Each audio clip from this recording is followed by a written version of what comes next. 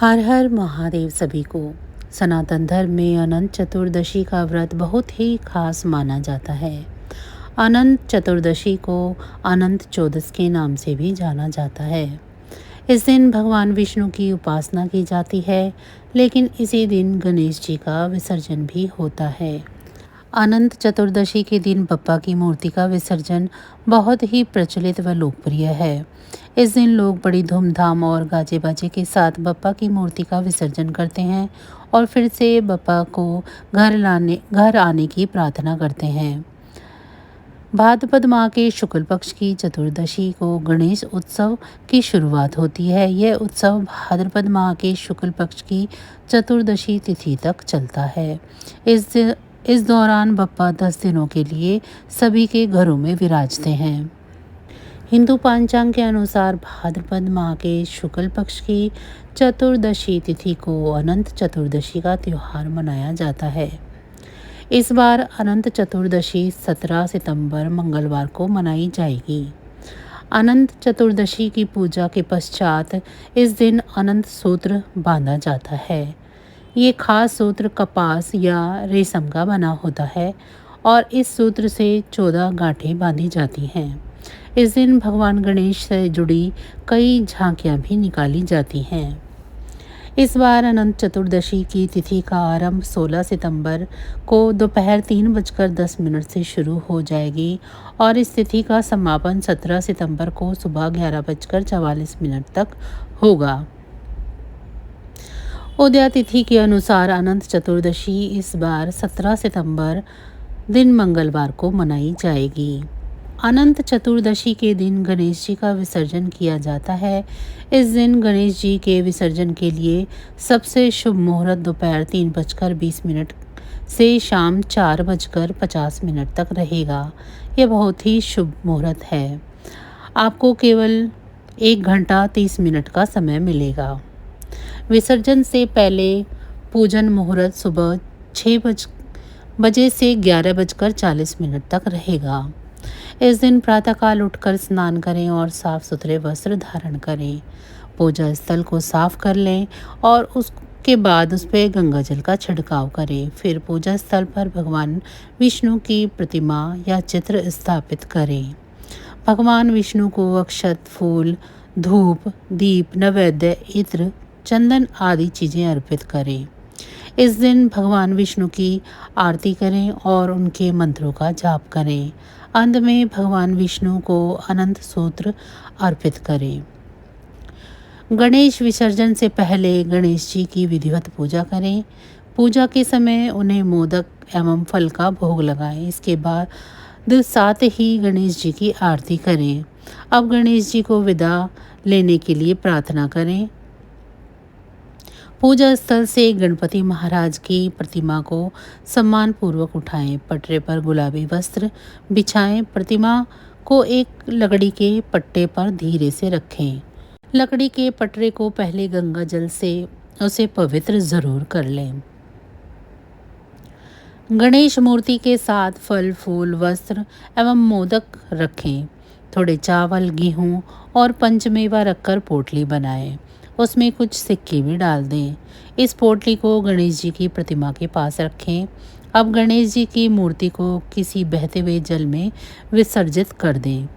गणपति जी का विसर्जन करने से पहले फिर से उनकी आरती करें। आरती के बाद गणपति जी से मनोकामना करें। महाभारत की कथा के अनुसार कौरवों ने छल से जुए में पांडवों को हरा दिया था। उसके बाद पांडवों को अपना राजपाट त्याग कर वनवास जाना पड़ा। इस दौरान पांडवों ने बहुत कष्ट उठाए। एक दिन भगवान श्री कृष्ण पांडवों से मिलने वन पधारे। भगवान श्री कृष्ण को देखकर युधिष्ठिर ने कहा, हे मधुसूदन, हमें इस पीड़ा से निकालने का और दोबारा राजपाट प्राप्त करने का उपाय बताएं। युधिष्ठिर की बात सुनकर भगवान ने कहा, आप सभी भाई पत्नी समेत भाद्र शुक्ल चतुर्दशी का व्रत रखें और अनंत भगवान की पूजा करें। इस पर युधिष्ठिर ने पूछा कि अनंत भगवान कौन हैं, इनके बारे में हमें बताएं। इसके उत्तर में श्री कृष्ण जी ने कहा कि यह भगवान विष्णु के ही रूप हैं। चतुर्मास में भगवान विष्णु शेषनाग की सैया पर अनंत शयन में रहते हैं। अनंत भगवान ने ही वामन अवतार में 2 पग में तीनों लोगों को नाप लिया था। इनके न तो आदि का पता है न ही अंत का, इसीलिए यह अनंत कहलाते हैं। अतः इनके पूजन से आपके सभी कष्ट समाप्त हो जाएंगे। इसके बाद युधिष्ठिर ने परिवार सहित यह व्रत किया और पुनः उन्हें हस्तिनापुर का राजपाट मिला। हिंदू धर्म में अनंत चतुर्दशी का विशेष महत्व होता है। इस दिन बाजू पर 14 गांठों वाला रक्षा सूत्र बांधा जाता है। यह सूत्र सूती या रेशमी धागे से बना होता है।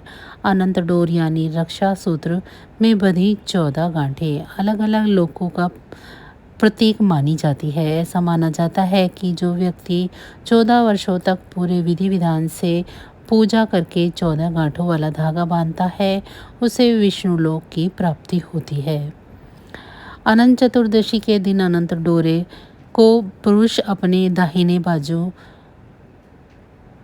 दाहिने हाथ पर बाजू में बांधते हैं और महिलाएं अपने बाएं हाथ की बाजू पर बांधती हैं। अनंत डोर को बांधने से पहले मंदिर में रखकर भगवान विष्णु की विधि विधान से पूजा के बाद ही इसे बांधा जाता है।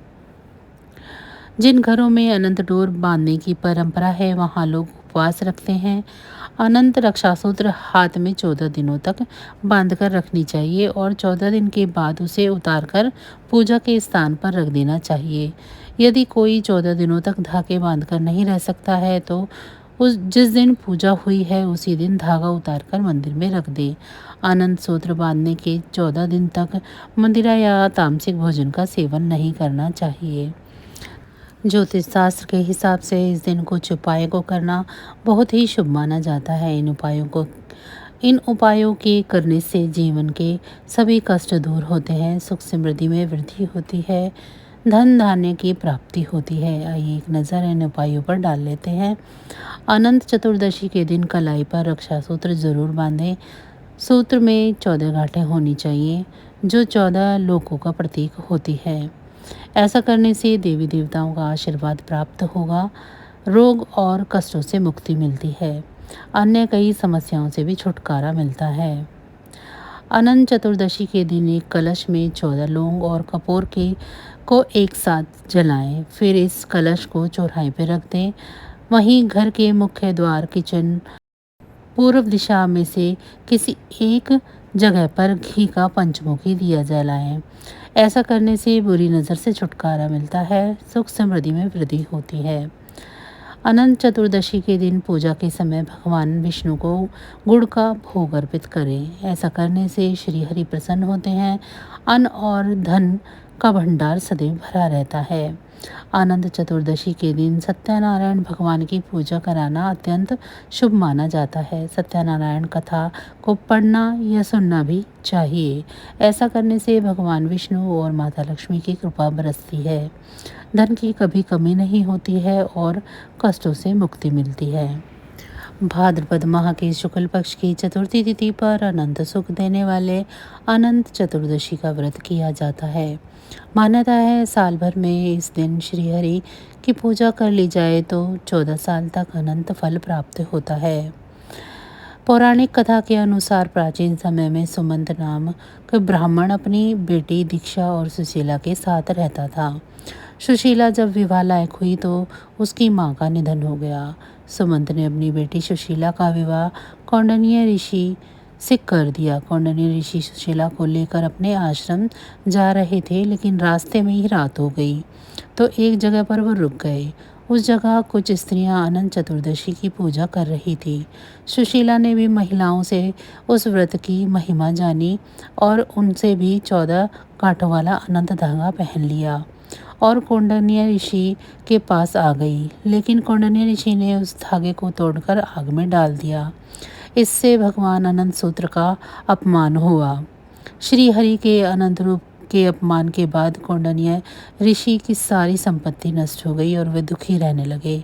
फिर कौंडिन्य ऋषि उस अनंत धागे की प्राप्ति के लिए वन में भटकने लगे। एक दिन वे भूख प्यास से जमीन पर गिर पड़े। तब भगवान अनंत प्रकट हुए। उन्होंने कहा कि कौंडिन्य, तुमने अपनी गलती का पश्चाताप कर लिया है। अब घर जाकर अनंत चतुर्दशी का व्रत करो और 14 साल तक इस व्रत को करना। इसके प्रभाव से तुम्हारा जीवन सुखमय हो जाएगा और संपत्ति भी वापस आ जाएगी।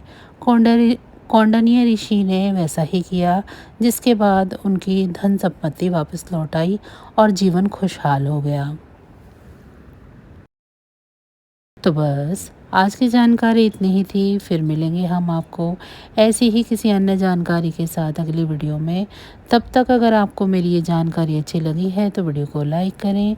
चैनल को सब्सक्राइब नहीं किया है तो चैनल को सब्सक्राइब कर लें, ये बिल्कुल फ्री है।